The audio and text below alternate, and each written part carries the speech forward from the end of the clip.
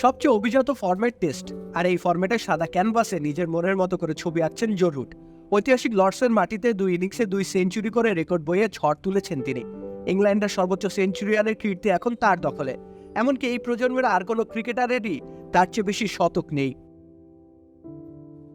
এমন যখন পরিস্থিতি, তখন বিরাট বনাম রুটের কাল্পনিক দ্বৈরথ আবারও উঠে আসলো আলোচনায়। বর্তমান সময় কে সেরা ব্যাটার, সেটা নিয়ে বিতর্কে জড়িয়ে পড়ছেন ক্রিকেট প্রেমীরা।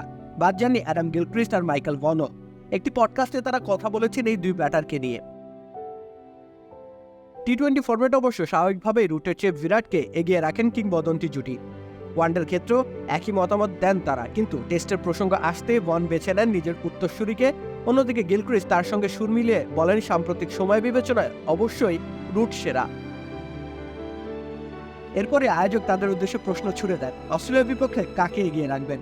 সাবেক অজি উইকেটরক্ষক তখন বলেন, খামের এত দাগ হয় কিভাবে? এই যে ভাবি, দাগও যাবে রাগও যাবে, নিন চাকা সুপার হোয়াইট।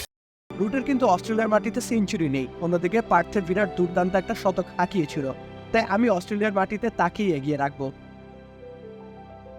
তার সঙ্গে সম্মত হয়ে বন বলেন, এ বিষয়ে তর্ক করব না আমি। অস্ট্রেলিয়ার বিপক্ষে তাদের মাঠে বিরাট সেরা, কিন্তু অন্য যে কোনো ক্ষেত্রে কিন্তু রুট। একই সাথে তিনি জানিয়ে দেন রুট অজিদের ডেরাতে সেঞ্চুরি করবেন নিশ্চয়ই।